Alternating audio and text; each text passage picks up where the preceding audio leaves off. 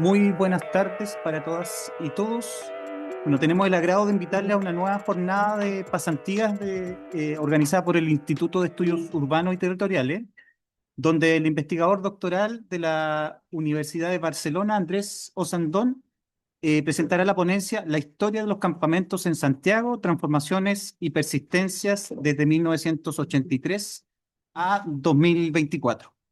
Esta actividad se enmarca en su investigación doctoral titulada Asentamientos autoproducidos en Santiago de Chile, 1938-2023. Vamos a tener que actualizar ahí al 24. Transformaciones y persistencias desde la expansión desarrollista a la tensión neoliberal.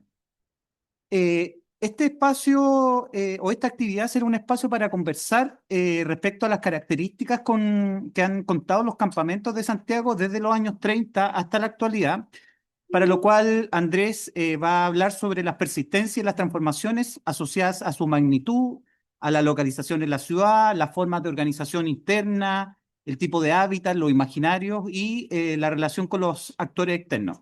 Asimismo, también va a reflexionar sobre las condiciones económicas, políticas y sociales ocurridas en Chile durante este tiempo y su vínculo con la trayectoria que fueron tomando este tipo de asentamientos. La estructura de la charla de hoy es la siguiente. Andrés va a hacer una presentación de una media hora aproximadamente. Yo te voy a avisar cuando te queden unos 5 minutos, Andrés. Y posteriormente, María Paz Trevilco, a quien agradecemos mucho por aceptar esta invitación, va a hacer un comentario de unos 15 minutos y después vamos a abrir la palabra para el público. También quiero aprovechar de saludar especialmente, bueno, a todos los amigos, familiares también de Andrés, y especialmente también al padre Benjamín Donoso, capellán de Techo, así que muy bienvenido y qué bueno que puedas compartir con nosotros.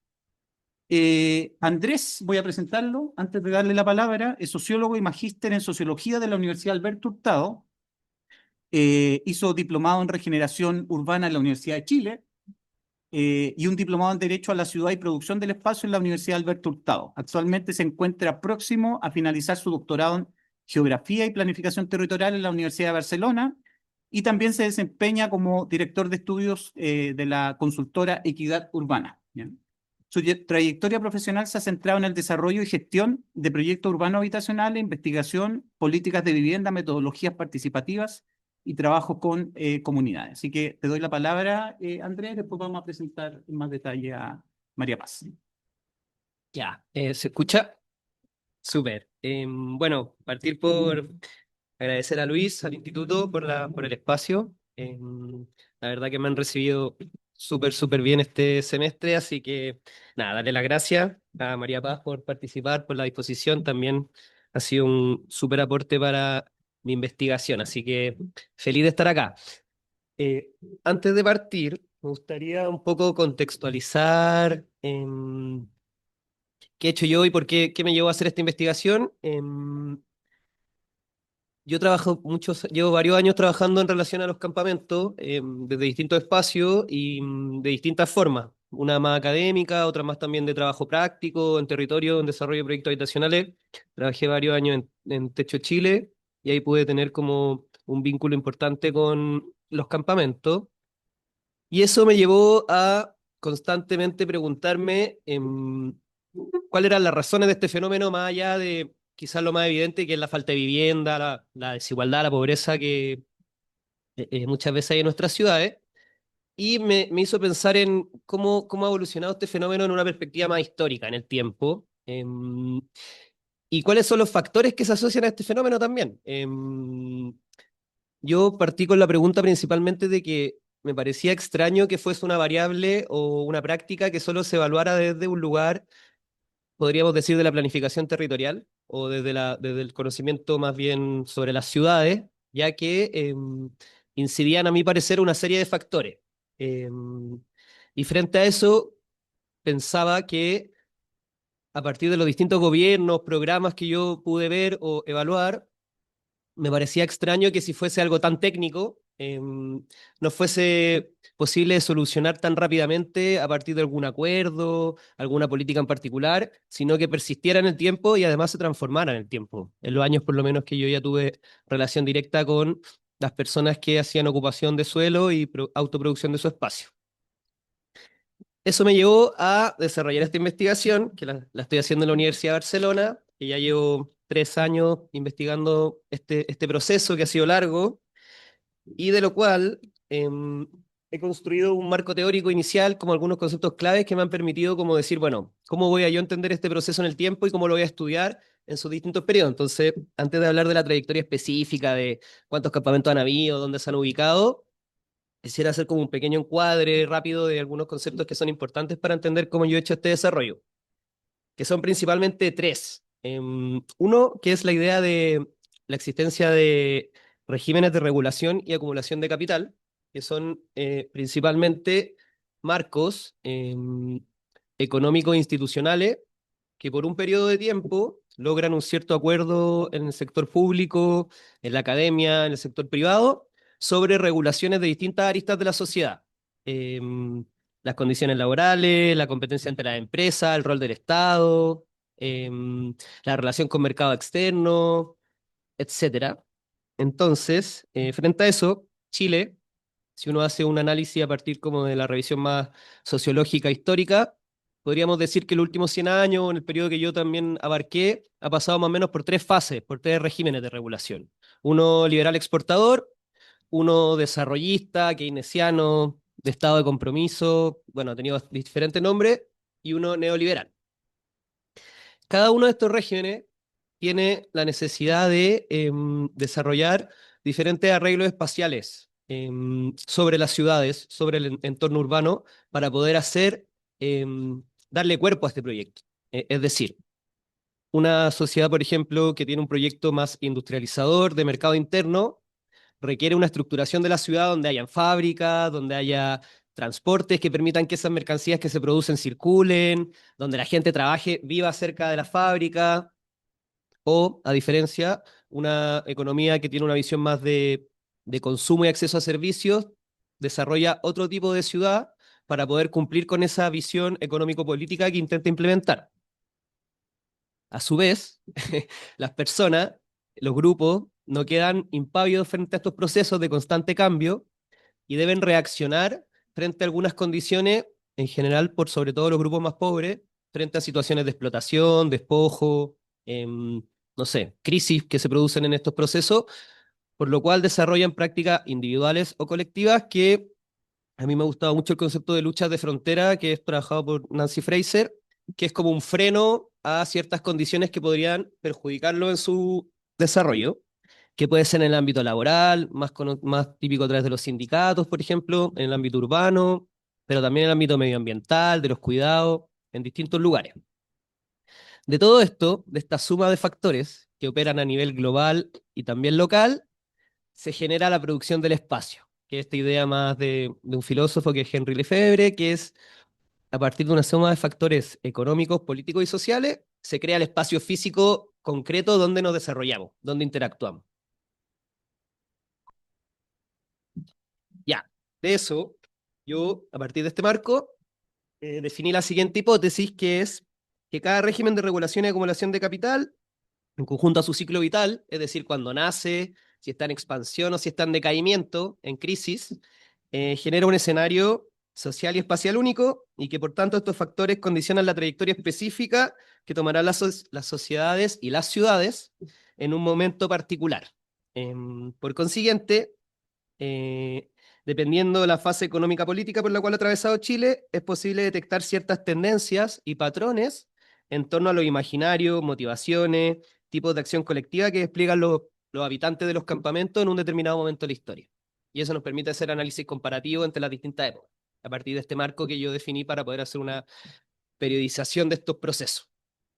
Entonces, el objetivo de mi tesis es aún explicar la porosa y codependiente superposición de factores que se desplegan en distintas escalas que han producido el surgimiento, evolución, transformación y persistencia de los campamentos en Chile, pero específicamente en Santiago, porque, bueno, lo acoté a Santiago a partir de también el alcance que yo podía tomar de forma particular.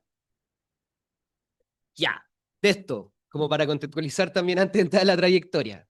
Si uno hace una pequeña revisión histórica, de lo que ha sido la economía política del país, digamos, y del mundo, tenemos principalmente que cualquiera haya sido el régimen implementado, los momentos de crecimiento económico y de bienestar material han sido más bien breves a lo largo de la historia de Chile.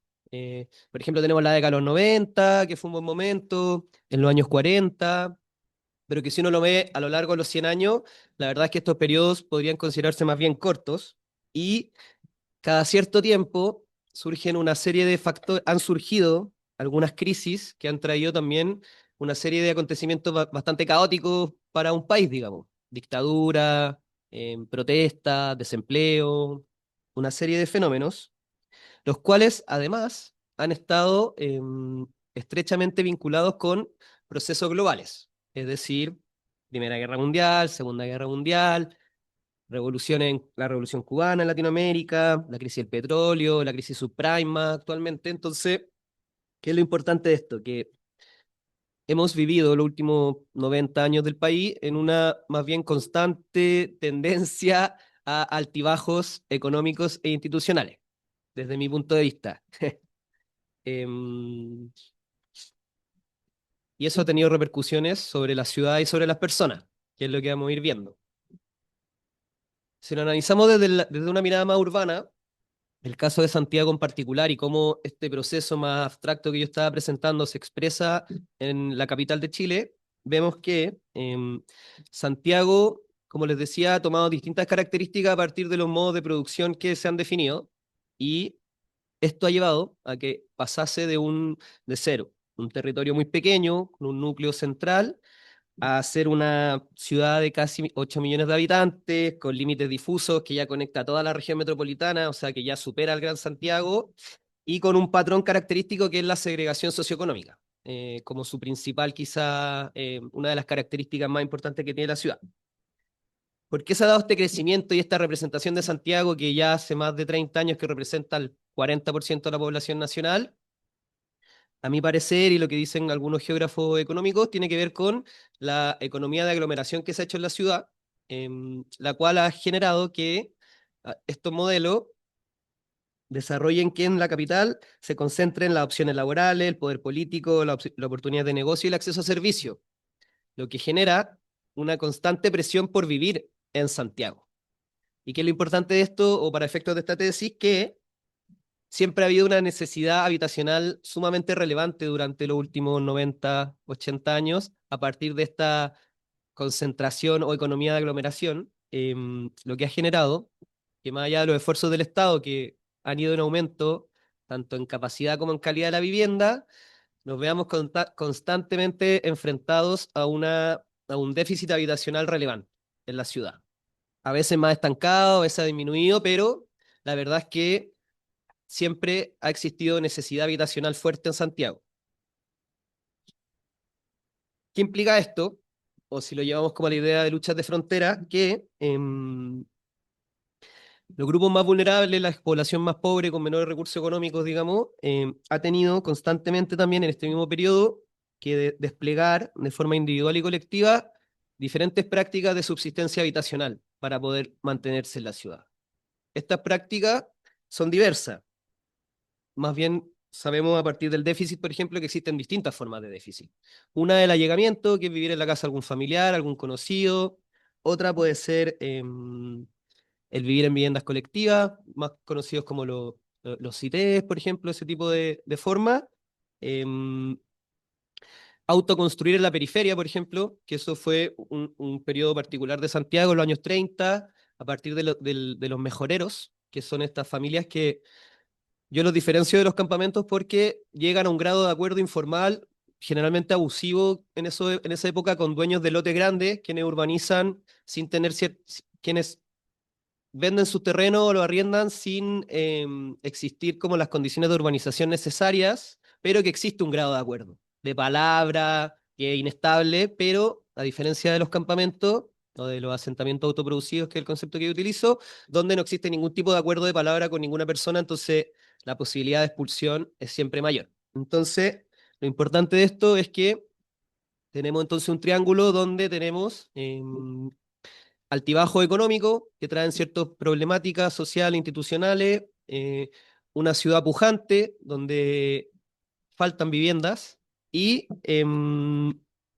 prácticas de subsistencia que buscan resistir a estas diferentes condiciones que se presentan más estructurales. De esto, a partir de este marco, es posible adentrarnos más específicamente en la trayectoria de los campamentos. A pesar de que hay algunos factores que vamos a ver persisten, o sea que independiente de cuál ha sido el momento económico-político por el que ha pasado el país, se mantienen, vemos que hay una transformación y una persistencia a partir de estos contextos que yo les estaba planteando. Entonces, ¿qué tenemos, por ejemplo? Yo dividí las características o la trayectoria de los campamentos en distintas variables, podríamos decir. Uno es la magnitud. Entonces, acá vemos el mismo mapa el mismo cuadro que les presentaba respecto a los momentos económicos políticos. Vemos que en cuanto a la magnitud de los campamentos, quizá a veces la vemos como un poco lineal, de los campamentos subieron, los campamentos bajaron, un poco más como en línea, en una tendencia más recta. Y la verdad es que su evolución en cuanto a las personas viviendo en estas condiciones, en esta opción de la ocupación de sitios, ha variado bastante en el tiempo. No, para nada seguido una tendencia lineal. Y un punto que a mi parecer es relevante, que busca aportar esta investigación, es que se ha vinculado mucho sus momentos de mayor alza con momentos de crisis de los regímenes que yo les comentaba. Y en momentos de mayor estabilidad o de mayor validación de los acuerdos económicos políticos se han mantenido mucho más estables en su magnitud. Entonces vemos, por ejemplo, que en los años de mayor validación del desarrollismo, donde hubo mayores acuerdos, en la década del 40, los campamentos, a pesar de haberse vuelto más notorios, se mantienen un poco más constantes, versus cuando estos proyectos hegemónicos entran en conflicto, donde se dispara el número de campamentos, llegando a representar más de 100.000 familias, que fue casi hasta un 20% de la ciudad de Santiago. Luego vemos que la dictadura bajan fuertemente, se mantienen más o menos estables durante los años 90 y desde el 2008 también coincidentemente, que es como una nueva fase de tensión a lo menos que podríamos decir que entra el neoliberalismo a partir de la crisis subprime y que en Chile se empieza a manifestar a partir de las protestas estudiantiles que culminan en el 2019-2020 con el COVID y el estallido social, los campamentos también empiezan a crecer nuevamente. En Santiago no tan marcado en un principio, pero ya luego sí bastante más. Ahora, por otro lado, en cuanto a su localización, vemos que también han estado, o yo he concluido que también han estado sumamente vinculados con los regímenes de acumulación que les comentaba. Contrario a lo que se cree, en los años 30 y 40, los campamentos se ubicaban en una zona sumamente central de la ciudad de Santiago. En el censo de 1952, que es el primer censo que se hace sobre las callampas, em, las comunas de San Miguel y Santiago representaban prácticamente el 80% de las personas que vivían en campamentos, principalmente a través del río Mapocho y el San Juan de la Guada. Entonces, yo de lo que pude revisar, este vínculo o este espacio no es solo porque en los ríos, digamos, estaba el suelo disponible de utilizar, sino porque son espacios que permitían a las personas de campamento, de Callampa en ese entonces, o como eran conocidas, vivir muy cerca de las zonas fabriles de la ciudad, ya que la mayor parte de sus habitantes eran trabajadores de las fábricas. O sea, tienen un vínculo sumamente fuerte con el modelo desarrollista de ese entonces, con el intento de industrializar la ciudad de Santiago y la ubicación que tuvieron los campamentos en ese momento. Luego, en la medida que el conflicto político-económico evoluciona, los campamentos se empiezan a desplegar por toda la ciudad. Y algo, si bien este mapa que yo pongo ahí es de los años 80, es antes del proceso de la política de la dictadura del plan de erradicación. Entonces, como que muestra características más similares a lo que se logró en los 70. Y acá vemos que algo que ha sido único de este periodo es que los campamentos o las tomas de terreno, como se empezaron a conocer también, se desplegaron por toda la ciudad de Santiago, incluidos los sectores del cono de alta renta, que eso es algo que no ha vuelto a ocurrir con mayor fuerza, salvo algunos casos excepcionales. Entonces, esto se da a partir de que hay una crisis o un conflicto que también entrega nuevas oportunidades, porque al haber proyectos en disputa, digamos, se abren posibilidades dentro de este caos que se empieza a generar como dentro de las condiciones del propio régimen. Entonces, en los 60 y los 70 se logra una localización, un patrón de localización que no se ha vuelto a reiterar, que es masivo y esparcido por toda la ciudad. Además, pierde fuerza esto de estar cerca de las fábricas porque hay menos empleo, la vivienda social se empieza a desarrollar con más fuerza en la periferia, la gente prefiere estar cerca de las redes, entonces como que ya este patrón concentrado se dispersa. No obstante, ahí no voy a entrar mucho porque se conoce más las políticas que desarrolló la dictadura de expulsión hacia la periferia. Tenemos que ya desde los años 90 el patrón cambia y se empiezan a ubicar las ocupaciones de suelo en la periferia de la ciudad, pero más bien ni siquiera en la periferia de la ciudad, sino en el periurbano, perirural de la región. Y ahí ya Santiago, que también evoluciona y pasa a ser una ciudad más bien regional, eh, entrega condiciones para que las ocupaciones se desarrollen en otros lugares que están, como son, por ejemplo, vemos ahí la comuna de Lampa, que en ese momento en el catastro hecho del 2023 representan más del 20% del total de familias que viven en campamento. Y esto se da por distintas condiciones, creo yo. Hay mayor infraestructura de transporte, la gente se puede trasladar, incluso mucha gente tiene automóvil. El suelo perirural hasta ese entonces o hasta hace un par de años había mayor disponibilidad de tolerancia que la gente ocupara ese suelo porque tiene menor valor inmobiliario, entonces el Estado lo tolera más. Y que no tengo acá el mapa, pero hay una reconstrucción de dónde están las oportunidades laborales. Entonces, en el periurbano y perirural hay dos factores que son muy relevantes para gente que trabaja que tiene trabajos que son quizás más de mano de obra, que es trabajo rural y las fábricas, las pocas que quedan, o las bodegas, se desarrollan también en el anillo fuera de la ciudad. Entonces, también además, este patrón permite que existan oportunidades laborales, incluso viviendo muy lejos del centro de Santiago. Ya. Otra variable es la materialidad. Eh, sí, la materialidad de los campamentos, de las viviendas, digamos. Acá también el recorrido histórico que yo hago habla de que en general ha primado una realidad material bastante precaria y que más allá del régimen, las condiciones que implica vivir en un campamento son siempre difíciles. Eh, es un espacio que no tiene el desarrollo del alcantarillado, de luz eléctrica ni de agua potable, y eso siempre presenta desafíos.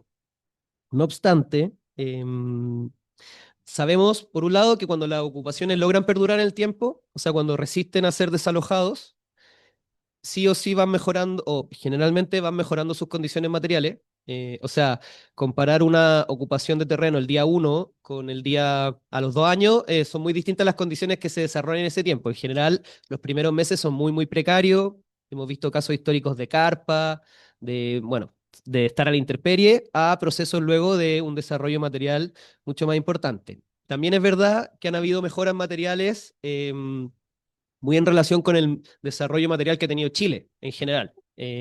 Vemos que en los años 90, por ejemplo, ya en los estudios que se hacen, la gente tiene acceso a refrigerador, a televisor. Por ejemplo, en el censo de 1952, el 60% no tenía ningún tipo de luz. O sea, no había, era velas, digamos, o fuego. El 34% ocupaba baños colectivos y solo el 1% de las personas en campamento tenía un inodoro personal de su núcleo familiar. Eso hoy en día vemos que se ha transformado, sigue existiendo condiciones de precariedad bastante altas, pero es verdad que las condiciones materiales en perspectiva histórica han mejorado a partir también del desarrollo que ha tenido Chile. Em, y por último, respecto a los últimos años, también ha habido una evolución importante en algunas viviendas, que eso lo ha detectado bastante bien, por ejemplo, los últimos catastros de techo, que es a partir del factor de lo que fueron sobre todo los retiros previsionales y la población migrante que en muchos casos llega con la idea de quedarse en el largo plazo en el campamento, entonces hace una inversión a veces mayor en términos materiales. Entonces, por ejemplo, ahí la tercera imagen es de una casa de un campamento hace poco que da cuenta de, por ejemplo, el suelo que tiene cerámica, las paredes, si se fijan, no son de madera a primera vista, tiene como unas ciertas condiciones de confort en su interior que distan un poco del imaginario quizá más típico de la media agua más de madera, a pesar de que estos son algunos casos. O sea, igual muy generalmente se mantiene la precariedad material y de acceso a servicio, y lo mismo con los equipamientos colectivos. Los campamentos que se desarrollan en el tiempo logran mejores equipamientos colectivos históricamente. Existen hoy en día campamentos con mejores equipamientos, sedes sociales, escuelas, áreas verdes o por lo menos un espacio de recreación, digamos. Pero también se mantiene muchos lugares que no tienen ningún tipo de espacios colectivos para el desarrollo social de la comunidad.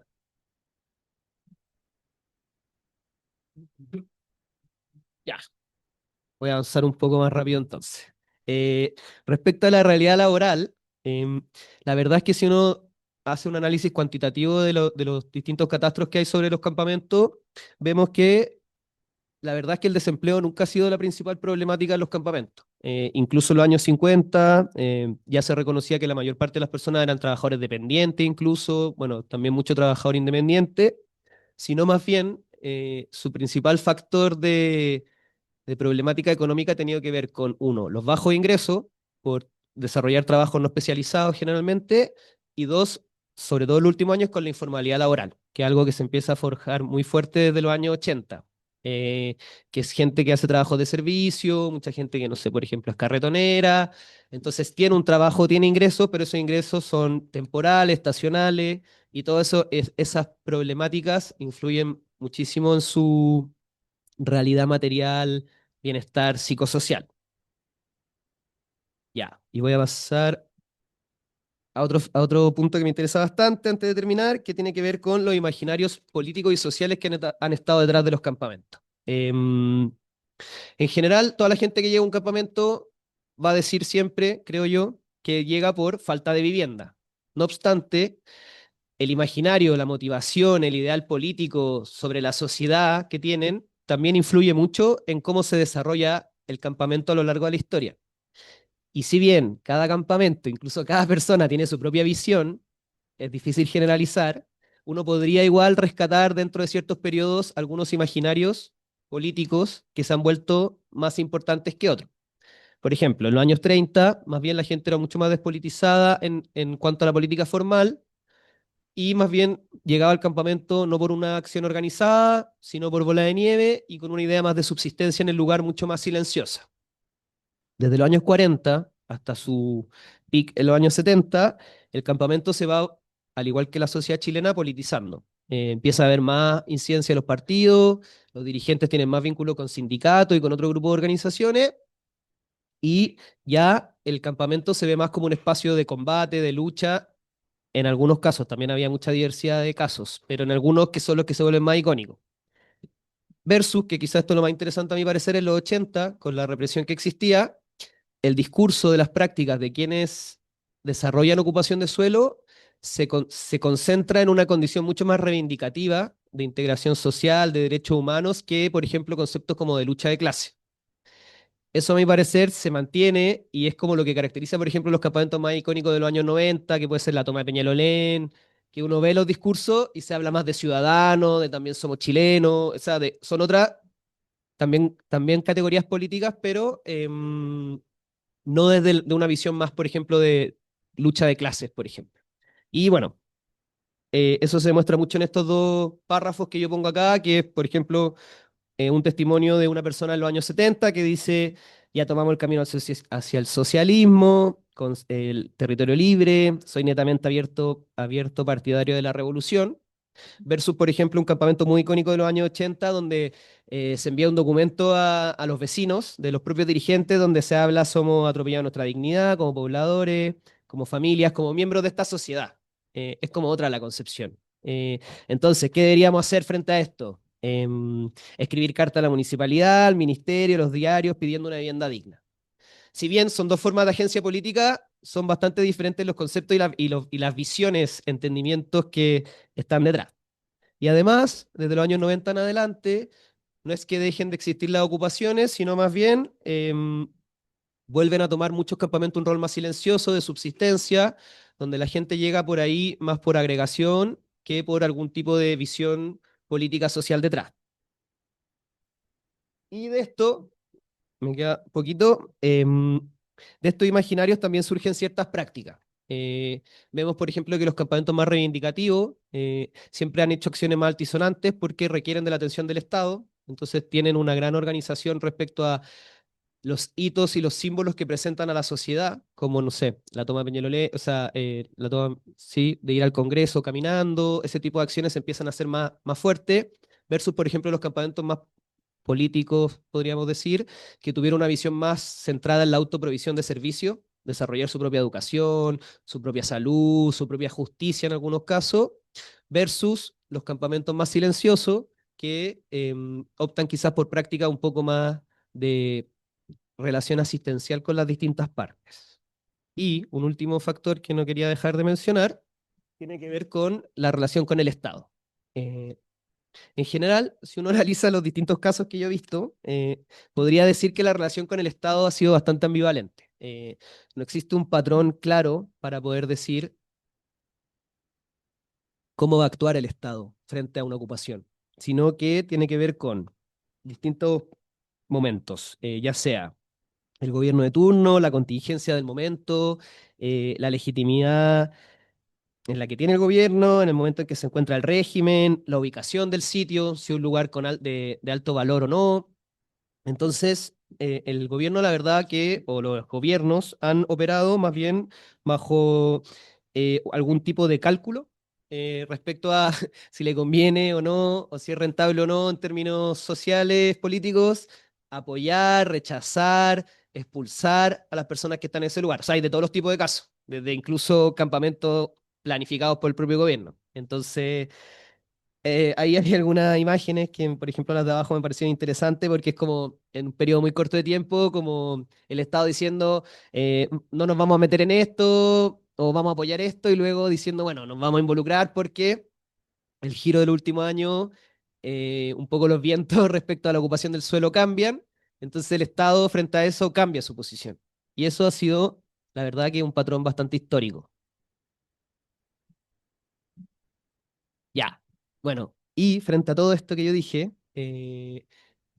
dejo plantear algunas preguntas que va a empezar contestando María Paz. Entonces, a partir de toda esta reflexión que yo hago, me surgen como este tipo de interrogantes, que es, uno, si es posible, si es necesario terminar con los campamentos. Dos, más mirando hacia el futuro, si seguirán aumentando, qué características adquirirán, es posible prever qué va a ocurrir con este fenómeno o como se quiera ver desde algún punto de vista problemática, derecho, etcétera. Y cómo debiese actuar el Estado en términos de política pública frente a la experiencia que vive el hogar en estos territorios. Eso.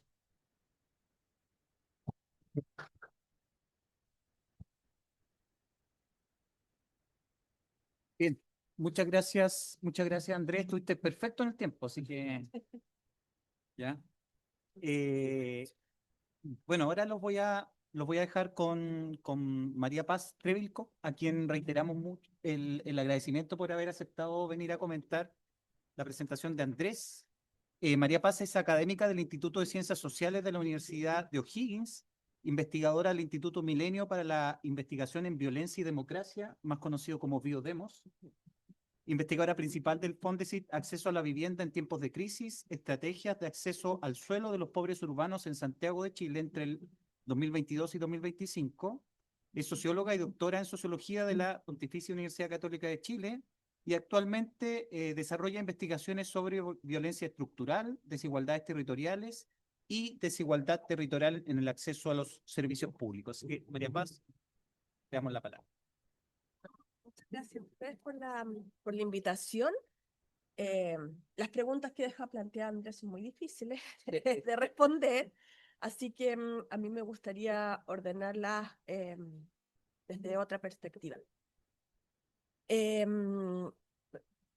Cuando nosotros vemos los imaginarios, y aquí Valentina Bufele tiene un artículo bien bonito sobre los imaginarios de la pobreza. Gran parte de esos imaginarios de la pobreza están ligados como a la idea de que los pobres esperan, y esperan cosas desde la política pública, y nos imaginamos poco la agencia de las personas más vulnerables frente a las propias situaciones que viven. Hace algunos años, con colegas de acá y con otras escuelas de esta universidad, escribimos un artículo que se llama ¿Dónde viven los pobres urbanos? Y en ese artículo, básicamente, nosotros teníamos la hipótesis de que las personas se estaban trasladando hacia sectores periurbanos de la ciudad, y que la vivienda social se estaba construyendo allí. Y la verdad es que nos sorprendimos de que la cantidad de vivienda social, esto fue hace varios tiempos, esto ya ahora lo hemos más tematizado, pero esto fue hace varios años, que la cantidad de vivienda social ha ido disminuyendo, que la demanda ha ido aumentando, ¿no es cierto?, que el déficit se ha ido acumulando, y que básicamente las personas en los periurbanos no estaban viviendo porque los periurbanos se estaban transformando en parcelas de agrado para gente que tenía más disposición a pagar por el suelo. Entonces, ¿por qué traigo esto? Porque cuando pensamos en los campamentos, tenemos que pensar en la agencialidad que tienen las personas para irse a vivir a campamento.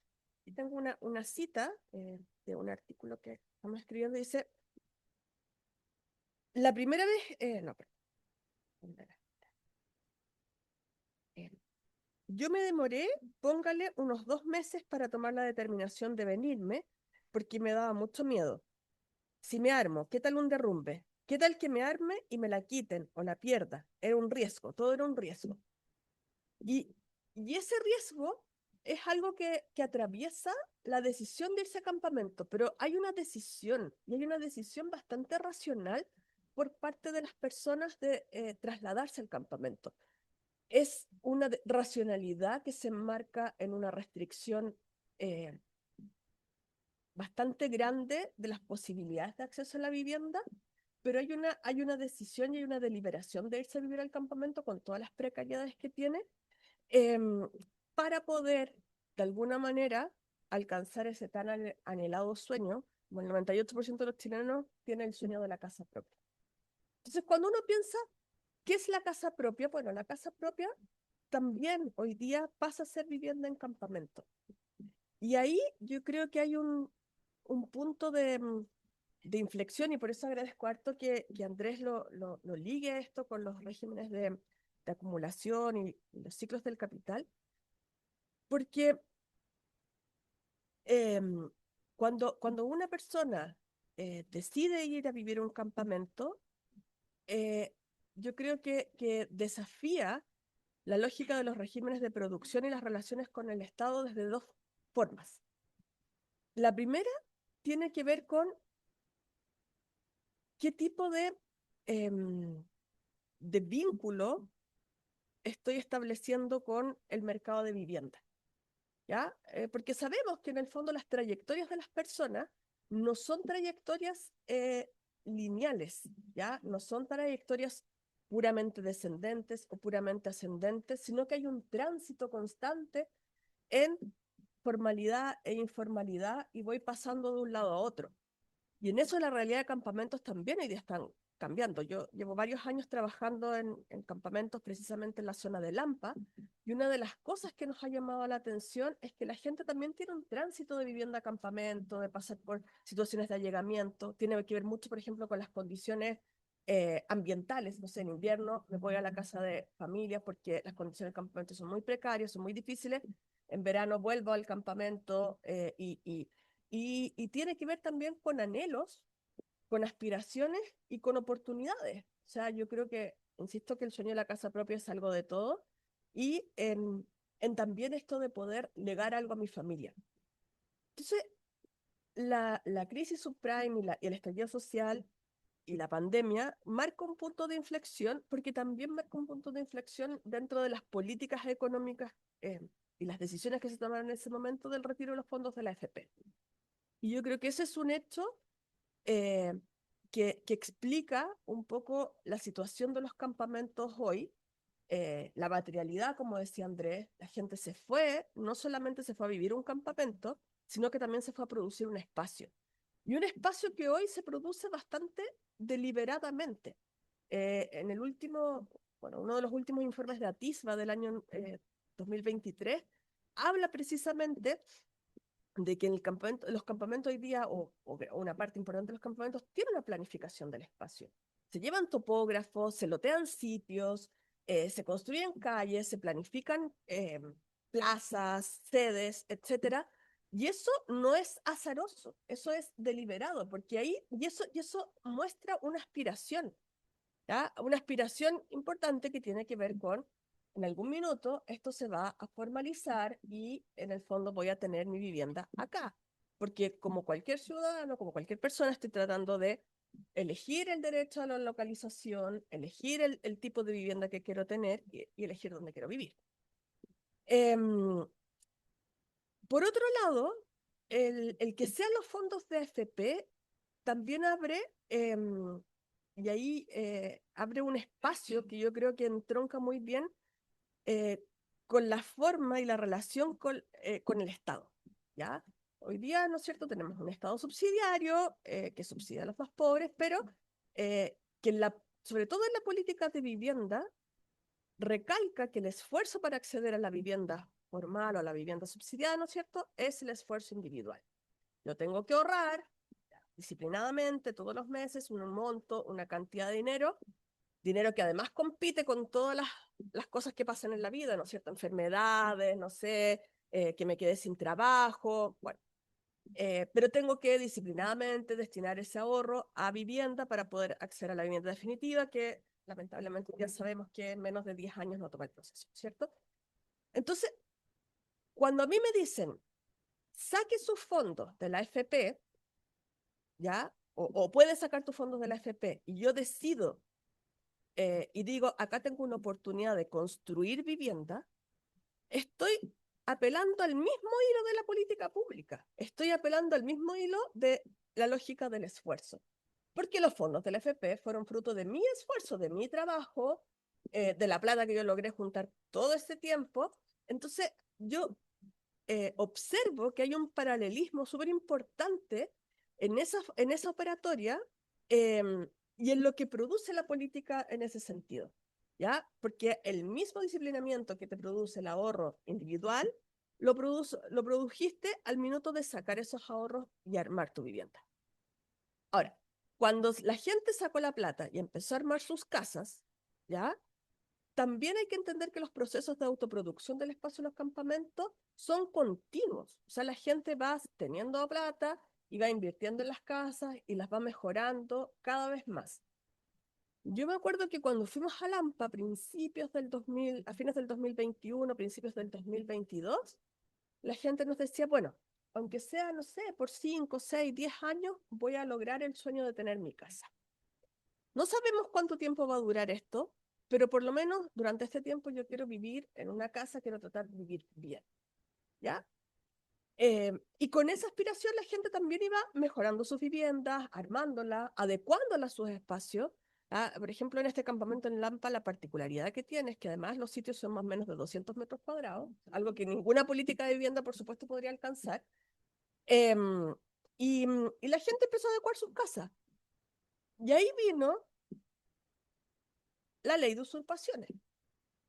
Y la ley de usurpaciones, que ya todas la conocemos, lo que ha venido haciendo es, de alguna manera, formalizar esta cosa de los desalojos, ¿ya? Y judicializar los procesos. Y la respuesta frente a esos procesos de desalojo ha sido ambigua por parte del Estado. Porque de alguna forma lo que hace esta ley de desalojo, y ahí viene como mi crítica frontal a la política pública, es decirle a la gente, bueno, te construyó su casa, produjo su espacio, hizo su vivienda, pero ahora sabe que tiene que irse porque este terreno no es suyo, hay una iniciativa legal en donde usted tiene que salir, tiene un tiempo, ¿no es cierto?, para poder hacerlo, eh, etcétera, etcétera. Entonces, lo que a mí me gustaría destacar es que el Estado, frente a este esta lógica del esfuerzo, de desplegar el esfuerzo, de desplegar mi vivienda, como el Estado no puede hacerse cargo de eso, la respuesta viene desde el lado de la violencia, ¿ya? Viene desde el lado del monopolio de la fuerza, que es la noción básica del Estado, ¿no es cierto?, de por qué estamos juntos, y viene con una respuesta judicial. Entonces, ¿cómo este ciudadano, en el fondo, performa la realidad con el Estado? ¿Desde dónde o cómo vamos a construir este vínculo de ciudadanía con personas que están, o sea, que por una parte le dice, bueno, si usted se esfuerza, ya, y despliega su esfuerzo individual, puede adquirir una vivienda, pero por otro lado le digo, bueno, no importa que se haya esforzado porque en realidad se la voy a quitar porque el suelo no es suyo. Y creo que ahí hay una tensión muy grande hoy día en la relación de la política pública con los campamentos. Entonces, volviendo a las preguntas de Andrés, yo no sé si los campamentos se van, o sea, no creo que se vayan a acabar. Creo que tenemos de este tema todavía para mucho rato, pero sí creo que la situación de violencia estructural es algo que está hoy día muy presente en los asentamientos informales y es algo de lo cual es urgente hacerse cargo. Bueno, el campamento en Lampa donde nosotros trabajamos está con un proceso de judicialización y un proceso de desalojo, que lo han parado varias veces porque, bueno, también, si bien en Chile no hay derecho a la propiedad, sí estamos adscritos a un acuerdo internacional y por lo tanto los procesos de desalojo tienen que ser con ciertas características que no dañen la integridad de las personas. Pero el problema es la institucionalidad también. ¿Dónde recaen hoy día los desalojos? No hay ninguna estructura del MIMBU que hoy día esté mirando los desalojos. Los desalojos están recayendo en los delegados presidenciales, están recayendo o en los municipios o en cualquier otra institucionalidad, pero no está hoy día dentro del Ministerio de la Vivienda. Entonces, más presión y más judicialización hay y más motivos que pueden ser con la amenaza de la migración, no sé, con distintos motivos, pero que no tienen que ver con el derecho a la vivienda y con el derecho al suelo. Entonces, eso creo que es una tensión que nos desafía como ciudadanos y nos desafía a entender cuál va a ser el vínculo que el Estado va a establecer con las personas que viven en campamento. ¿Qué tipo de ciudadanía queremos performar? ¿Cómo, en el fondo, si la misión del Estado es socializar el bienestar, de qué manera estoy entrando a los campamentos? O sea, si no hay no hay presencia estatal, entonces, ¿por qué? Eso abre el espacio también para que pasen otras cosas. No sé, el año pasado encontraron este caso del coronel venezolano, lo encontraron en un campamento y se abrió todo un espacio para la criminalización de las tomas, de que estaban en el fondo los narcotraficantes, no sé qué. Pero si no hay Estado, ¿quién regula? Es fácil que los territorios pudiesen llegar a ser tomados por un narcotraficante, no digo que estén, pero si el Estado no está presente, en el fondo eh, sabemos que el, el crimen genera orden también en los territorios. Entonces, ¿cómo, cómo en el fondo, o por ejemplo hay otras cosas que me llaman la atención? En él logró poner luz en estas tomas en Lampa mucho antes de que entrara, por ejemplo, el municipio con ayudas más directas o que entren los carabineros frente a problemas de violencia intrafamiliar o que entren los bomberos cuando hay incendio. Entonces, ¿quién está llegando primero a las tomas también? ¿Es el Estado? ¿Es el mercado? Y yo creo que esa es una pregunta muy sensible porque nos abre como a la reflexión por este vínculo de ciudadanía. Y creo que en la medida que el Estado no toma el tema de manera sistemática y se haga cargo un poco de lo que pueda hacerse cargo, porque es un problema muy complejo, vamos a seguir en el fondo respondiendo desde la violencia. Y eso mira la forma de hacer ciudadanía. Eso. Gracias.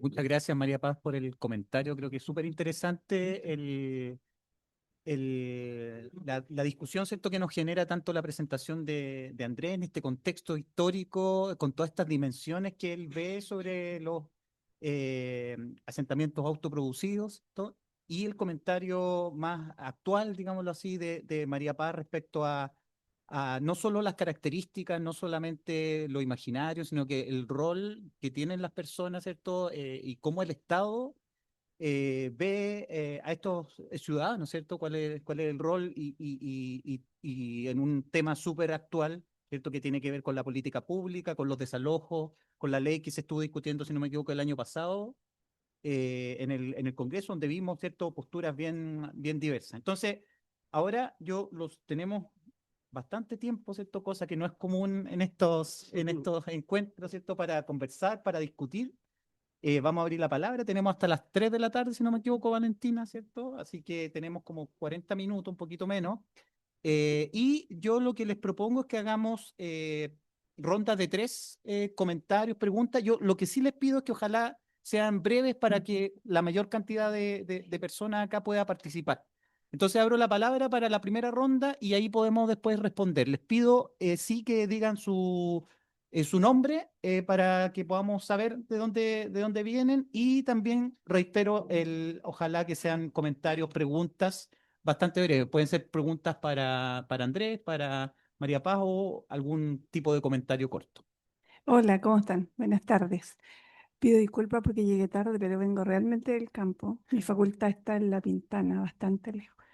Em, bueno, súper interesante el tema y agradezco la invitación. Mi nombre es Rosemary Garay y me he dedicado a investigar el tema de viviendas de emergencia fundamentalmente y en el último tiempo cada vez uno va agrandando el problema, obvio, se va complejizando. Entonces, desde esa perspectiva quería comentarles que efectivamente, hoy día el problema que yo veo más grave con relación a la política pública, y es lo que estoy tratando de trabajar, es cómo proteger población que está vulnerable y que frente a las amenazas cambio climático, y que en Chile 9 de cada 10 amenazas prefieren a Chile, es un eslogan de CITRID, una organización a la que pertenezco, ¿cierto? Y entonces, un poco en esa mirada, Andrés, ¿cómo viste tú en el estudio a lo mejor esta sensibilidad de los campamentos vulnerables en condiciones de riesgo? Es- Muchas gracias, Rosemary. ¿Alguien más? Dejemos de lado la timidez, porque me imagino que hay hartas cosas que conversar y discutir. Sí, después se van soltando. Va. Oye, Andrés, me llamó la atención este dato que pones que, o la afirmación de que el desempleo nunca ha sido el principal problema de los campamentos históricamente, sino más bien sería, bueno, los bajos ingresos y sobre todo la informalidad. Y bueno, y nombraba ahí algunas actividades, digamos, propias de la informalidad a propósito de los carretoneros que también me hacía pensar que como el campamento brinda algo más de espacio que no brindan, por ejemplo, los departamentos más chiquititos o viviendas en altura para desarrollar ciertos tipos de actividades económicas, o sea, ¿dónde metí un carretón si no es con un patio, por ejemplo? Em, Eso me llamó la atención. Entonces, no sé si puedes profundizar un poco más en ese aspecto que más has visto en relación a hoy día también bueno, no sé si actualmente la foto actual que está profundizando, pero ¿cuál es la actividad económica que desarrollan las personas que viven en campamento y cómo eso se liga como con la inclusión en el sistema, por decir así, a propósito de los paradigmas que ponía ahí actualmente? Gracias. ¿Alguien más? Sí, ahí se pueden pasar el micrófono. Chiquitito también porque retomo también la reflexión respecto a lo que dijiste del mercado laboral. ¿Tu nombre, perdón? Carolina Rus, del Ministerio de la Vivienda, de asentamientos precarios.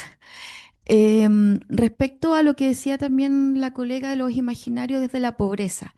Y el tema mío es que tengo la sensación de lo último que he leído es que las personas que llegan a campamento no necesariamente son los más pobres de la ciudad, sino que hay algún atisbo, alguna idea de que estaría llegando gente que llega por no pago de arriendos y llega por una...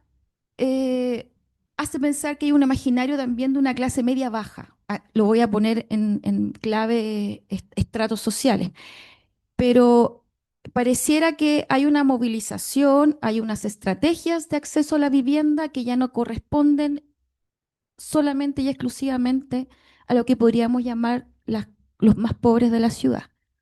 Y eso es algo que yo creo que nosotros debiéramos considerar, pero también debiéramos comprobar. Entonces, desde el punto de vista de la investigación, quisiera preguntarte también un poco, ¿qué es lo que en términos de prácticas de sobrevivencia en el campamento uno puede ver que ya no son los más pobres, sino que podrían ser otro tipo de trayectorias eh, y estrategias de acceso a la vivienda? Eso. Bien, gracias. Bueno, tenemos esta primera ronda, entonces yo les pido a Andrés y a María Paz que puedan ahí comentar, responder o discutir acerca de las observaciones de Rosemary, del padre Benjamín Donoso y de Carolina Rus.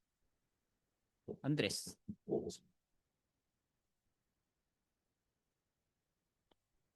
Ya, bueno, me voy a abocar a las dos primeras preguntas. Respecto a lo que mencionaba Rosemary, yo no analicé en concreto como los factores de riesgo más, por ejemplo, bueno, de riesgo a desastre o ese tipo de fenómeno. Pero lo que sí me gustaría decir respecto a eso es que junto cuando yo hablo de crisis económico-institucionales, obviamente el factor ambiental también está incorporado en eso. Entonces yo creo que el Estado debiese avanzar o nosotros como sociedad en reconocer que dentro de esta organización económico-social que tenemos hasta el momento, es probable que ocurran crisis de todo tipo constantemente. Entonces, si este va a ser la organización que decidimos tener, el Estado frente a los campamentos debiese tener conciencia de que constantemente en las condiciones de cambio climático que estamos viviendo, van a ocurrir problemáticas de ese tipo. O sea, se van a subir los ríos, van a haber, no sé, inundaciones y va a haber gente viviendo en campamento. Entonces, como pensarlo un poco desde esa lógica también, digamos. O sea, como de, van a ocurrir problemas. Entonces debiésemos estar preparados para actuar cuando ocurran los problemas, digamos. Obviamente lo preventivo es sumamente importante, pero creo que a veces como que prima como un falso optimismo respecto a que los problemas se van a solucionar y más bien yo creo que es saber vivir con ellos, por lo menos en las condiciones actuales. Em, y respecto a lo que dijo Benjamín, yo creo que sí, que el campamento ofrece ciertas condiciones para ciertos tipos de empleo, ligado a otros factores como la localización, o sea, hay campamentos que no lo permiten tanto porque la densidad dentro del campamento es mayor, digamos, hay hacinamiento, hay sobre todo los campamentos más urbanos que se ubican en espacios más, sin tanto espacio, digamos, pero diría que respecto a, diría que el tema del trabajo está muy ligado al tema de la educación, del capital cultural que adquieren las personas que viven en campamentos, entonces em, como que están un poco obligados a optar por ese tipo de empleos que son empleos que no requieren formación académica, por ejemplo, o técnica. Entonces, a partir de esas condiciones, históricamente, los oficios que yo he visto que más priman es el de la construcción, o sea, paradójicamente, como dentro también de la producción de la ciudad, quienes la construyen muchas veces son las familias de campamento, digamos. Quienes han construido gran parte de la ciudad de Santiago han sido las mismas familias que la propia ciudad quizá ha terminado expulsando, lo que es como bien paradójico. Y el tema del trabajo autónomo es muy relevante. Claro, que ahí volvemos a lo del espacio, que muchas veces lo permite incluso dentro del mismo campamento. O sea, es común ver locales comerciales dentro del almacenes, digamos, minimar, no sé cómo llamar los kioscos, dentro de los propios campamentos. Y también yo creo que a veces se ve menos, o sea, pasa más desapercibido, pero también hay mucho trabajo en el sector servicio. Mucha gente que trabaja, las mujeres como asesoras del hogar, mucha gente que trabaja incluso en comercio formal. Entonces, claro, y mucha gente que está también ligada en los campamentos que están más afuera al tema agrícola, entonces, tanto la construcción como el tema agrícola, que son de los más fuertes, están muy vinculados a procesos estacionales y de periodos que, hay periodos por los que la gente no tiene trabajo. Y esos periodos, esas brechas, cuando la gente no tiene trabajo, son los que generan como problemática, bueno, que diría que quizás también incluso pasa en la gente que no vive en campamento y por eso llega a los campamentos, que es como esos tramos en los que no hay trabajo, son los que se vuelven más conflictivos, o luego la falta de seguridad social que acompaña el no tener un trabajo con contrato, digo. Entonces, sí, por eso creo que si uno mira los datos es curioso porque los niveles de desempleo en los campamentos siempre han estado por debajo de los niveles generales del país. No sé, ahí el último dato que yo ponía del MIMBU era 7, en un momento que era 10, en otro momento era 2, en un momento que en Chile era, no sé, 8. Entonces, eso sí es curioso de que trabajo ha habido siempre, pero no necesariamente ese trabajo ha entregado las condiciones para solucionar las problemáticas que se supone que el trabajo soluciona. Bueno, a mí eh, me gustaría enfocarme un poco más en la pregunta de Carolina. Yo estoy completamente de acuerdo contigo. Creo que el irse a vivir a campamento es parte de las estrategias residenciales que, que se gatillan por varios motivos. O sea, creo que el allegamiento y el hacinamiento y todo, que ha sido una realidad que nos ha acompañado este último tiempo, es un gran gatillante. Un porcentaje importante de la gente no lo tengo acá, así. De acuerdo con el informe del techo, el 80% de las personas que se van a ir a campamento es porque no puede pagar arriendo, 70% porque está en situación de allegamiento y 75% por bajos ingresos. Entonces, efectivamente hay una realidad que es mucho más compleja y que tiene que ver con la vulnerabilidad a la que se enfrentan las personas. Y eso tiene que ver también como quién soporta esta vulnerabilidad y dónde se soporta. Y sabemos que se soporta en las familias eh, y, y eso dice harto también de estas otras cosas como lo que dice Andrea, o sea, de que la gente que vive en campamento no necesariamente tiene que tener un empleo informal, eh, pero también dice de las expectativas que se abren para las familias y de las necesidades y de las oportunidades que también se demandan a las comunas donde se localizan las personas. Por ejemplo, en el caso de Lampa, hoy día hay una crisis importante en matrícula escolar porque en el fondo la población eh, se ha duplicado, triplicado en el último tiempo y no hay donde meter a los niños al colegio. También el no poder planificar la ciudad en términos de transporte, con un transporte que es súper precario, o en términos también de instalaciones de salud. Entonces, eh, o sea, los campamentos o esta informalidad nos habla también de la imposibilidad de poder planificar la ciudad y las tensiones que abre en el fondo en estos territorios.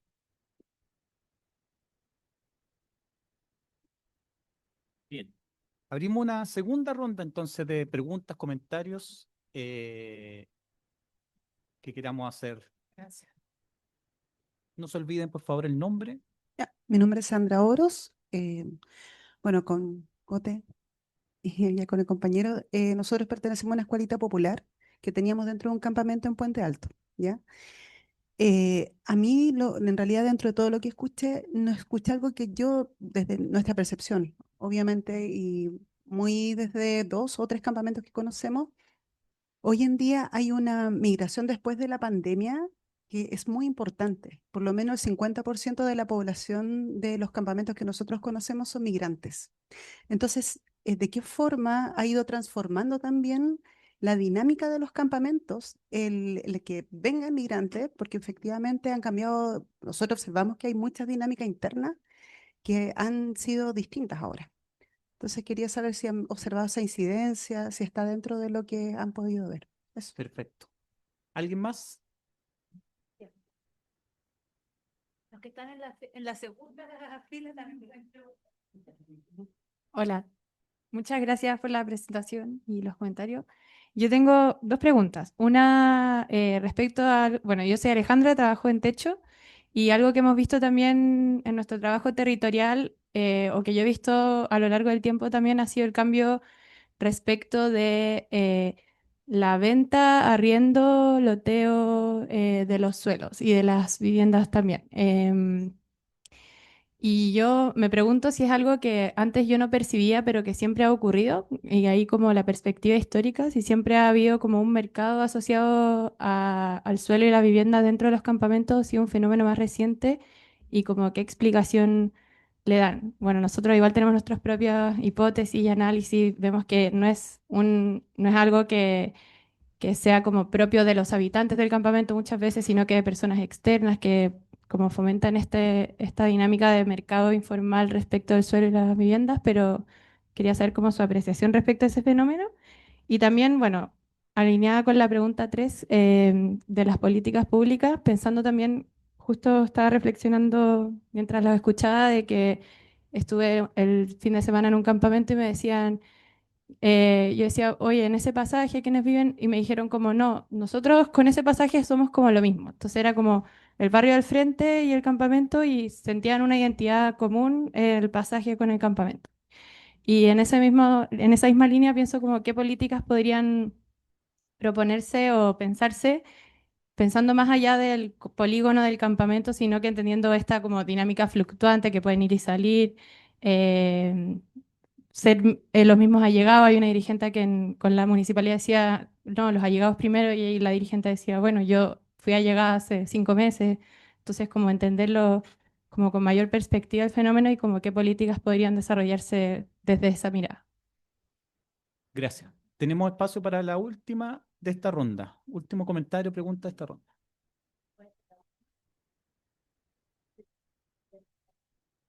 Bueno, mi nombre es Juan, soy estudiante acá de un programa de magíster, también colaboro en Techo, y mi pregunta es si podrías profundizar un poco la relación entre la campamentación y los modelos económicos en estos últimos 100 años que tú estudiaste con mayor profundidad, y si se podrían establecer algunas conclusiones de aumento o no de campamentación, bueno, no sé, lo que haya investigado. Bien, gracias. Andrés. Em, bueno, voy a dejarlo de lo de la migración a María Paz para que ella lo ha estudiado más en detalle el último tiempo. Voy a responder la pregunta, la última pregunta y la parte más histórica del tema del comercio, digamos, de los loteos brujos. Ha existido, digamos, en los años 30, 40, como comentaba, fue fuerte el tema de los loteos informales, pero una diferencia importante era que era el dueño del terreno quien loteaba informalmente, digamos. Hoy en día pareciera, de lo que yo he podido leer, que una persona toma el terreno y luego la lotea y la vende o arrienda. Entonces hay como un intermediario, un primer tomador, digamos, que es una sola persona, un grupo de personas quienes lo hacen, a diferencia del patrón más histórico de Santiago, que es distinto al de Latinoamérica, pero que eran los dueños de terreno de grandes paños quienes permitían que gente viviera ahí, pero sin proveerle las condiciones necesarias y cobrándole arriendo o contrato abusivo. Ese fue como un patrón bien importante y mucho más masivo que los campamentos incluso. En los años 30, 40, no sé, habían 25.000 familias en esa condición y en campamento habían 5.000. Entonces era como el fenómeno bien masivo, era ese. Y la gente, después de distintas disputas, lograba que el Estado llegara con servicios de urbanización y que luego regularizar con los dueños, y ahí los dueños tenían que un poco ir cediendo a partir de lo que lograban las familias levantar para que el Estado, a través del Estado sobre todo. Ahora, también es verdad, creo yo, que históricamente existen casos de loteos planificados por las propias familias. Entonces, yo creo que un desafío hoy en día, por ejemplo, del estudio que decía María Paz de Atisba, yo creo que la metodología no es muy buena porque no basta con definir si es que existe el loteo y calles bien definidas, que eso sea ya permita como decir acá hubo una venta o una planificación o hay un negocio. Sí, yo asumo que ha ido creciendo también por los mismos testimonios de gente que está en terreno, que cuenta, estudios que hablan de que hubo una venta, un arriendo, y que es más sistemático que lo que siempre pasó, que era que gente que se iba del campamento vendía su casa, se la dejaba a alguien y había como un comercio ahí, que también ahí Valentina Bufele tiene otro estudio respecto a eso. Em, pero la verdad es que hoy y antes existen casos de ocupaciones planificadas donde existen calles delimitadas, pasajes, espacio que quedó reservado para uso colectivo, para comercio. Entonces, esa metodología yo creo que tiene esa problemática actual. Em, y respecto a esto de como la vinculación de la magnitud con lo momentos económicos cíclicos, pucha, a mí me gustaría haber hecho un análisis un poco más cuantitativo para tener una respuesta también quizás más como estadísticamente significativa, pero lamentablemente respecto a los campamentos las cifras son súper irregulares respecto a su volumen en el tiempo, sobre todo antes de 1996, que es cuando ya empieza más sistemáticamente la medición del ministerio a partir de ahí en adelante. Entonces, existen incluso cifras como contrapuestas. Entonces, si uno va a los años 40, 50, algunos dicen que habían 15.000 familias, otros 5.000, etcétera. Pero yo creo que lo que sí, a mi parecer, es indiscutible a partir de la evidencia que yo he revisado, pero que no tiene como todavía, te digo, quizás este respaldo más estadístico, tiene que ver con que en los momentos que estos regímenes han estado en tensión social o en cuestionamiento, han coincidido con alzas importantes dentro de los campamentos, en su propia magnitud cada periodo. Obviamente, el proceso que se vive en los años 60 en Chile, de la intensidad económico-política que se llega, o por ejemplo del PIB del año 74, que es, no me acuerdo la cifra exacta, pero por ejemplo el menos el 10%, versus el alza que hay en los campamentos, como mucho más notoria que lo que ha ocurrido ahora, que claro, por la pandemia hemos tenido un crecimiento, no sé, del cero, del más recatado, digamos, pero que ha mostrado un alza. Entonces, yo creo que o una de las conclusiones que yo llego que es un campo fértil de seguir estudiando en la medida que se puedan levantar como mejores datos o reemplazar algunos baches temporales a través de modelos matemáticos de respecto a los campamentos, de que sí hay una correlación, digamos. O sea, que sí en los momentos de mayor estabilidad, no solo económica, sino como de legitimidad social que tiene un modelo, como que hay un acuerdo más fuerte respecto a cómo debemos seguir creciendo, los campamentos han estado más estables en el tiempo. Ya sea porque los toleran menos, ya sea porque la gente se va menos, o sea, también ahí entran otros factores en cuestión, pero lo que sí a mi parecer es innegable es que en momentos de mayor validación de los regímenes ha habido mayor estabilización respecto a la varianza de los campamentos y en los momentos que han habido mayor crisis o mayor tensión o mayor disputa hegemónica también sobre estos proyectos, porque cuando un proyecto económico-político muere, otro lo tiene que reemplazar, digamos. Y en ese periodo de reemplazo hay distintos proyectos en disputa, o sea, distintas posibilidades. No es que necesariamente cuando murió, o sea, en Chile fue más patente, pero en otros lugares no necesariamente tenía que venir de por sí un modelo neoliberal. Entonces, en esos momentos de disputa, por ejemplo, en los 60, antes del golpe, como había mayores visiones políticas, se abrieron mayores posibilidades para los campamentos, digamos. Entonces, eso hizo que los partidos se involucraran, los apoyaran y crecieran de una forma explosiva. Entonces, sí, también creo que es innegable que en momentos más turbulentos, económicos sobre todo, se abre un crecimiento y mayores posibilidades en cuanto a sus características que son un poco inciertas. Bueno, respecto al tema migratorio, sí, es una realidad compleja. También tiene que ver por problemas de acceso a la vivienda. O sea, el 1% de los subsidios habitacionales más o menos se asigna a personas migrantes, por lo tanto, el problema de vivienda es real. Y la migración desafía la, la lógica de los campamentos como de varias maneras, creo yo. Primero, bueno, tiene que ver con el aumento de diversidad, ¿no es cierto? Y de cómo gestionamos esa diversidad, porque bueno, los mismos problemas que tenemos todos con nuestros vecinos son los mismos problemas que existen en los campamentos. Después creo que otro tema tiene que ver con la organización, ¿ya? O sea, sí en el fondo la política de vivienda de alguna forma te obliga a la organización vecinal para poder acceder a la vivienda formal, y eso cuesta más en contextos migratorios porque también hay menos incentivos a la organización cuando la política es mucho más escasa, o no llega en el fondo como beneficiario. Em, También creo que abre algunos temas eh, que yo no lo tengo tan claro, pero sí podría ser como una hipótesis a investigar, qué pasa en el fondo con temas como de microxenofobia o de segregación en muy pequeña escala. Sí hemos observado que en algunos campamentos hay concentración de migrantes en algunos espacios, entonces eso es porque hay una concentración decidida o porque en el fondo hay una concentración que opera en el fondo como procesos de distinción. Entonces yo creo que abre todo eso el tema migratorio. y de los modos de vida diferentes. No sé, pues, por ejemplo, sabemos que los haitianos, por ejemplo, que viven en campamentos tienden también a rotar más porque se van, vuelven. em, o personas, por ejemplo, de, no sé, colombianas, bueno, pueden lograr en el fondo algunas mejores inserciones, o peruanos, pero también cuando han habido algunos temas de violencia se les achaca a esas personas porque operan los mismos estigmas. Entonces yo creo que se abre un desafío a la migración importante, y que tenemos, o sea, pero que yo la vería eso como del cómo gestionamos la vida en diversidad.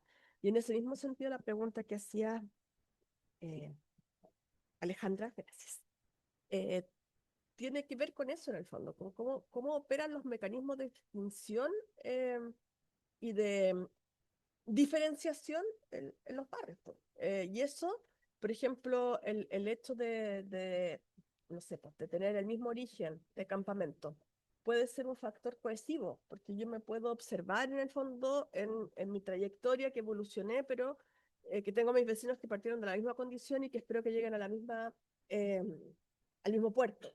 Se puede ser un mecanismo cohesivo. En otras partes pasa que es al revés, como proceso más de adolescencia urbana, donde yo trato como de renegar un poco de ese origen y de diferenciarme.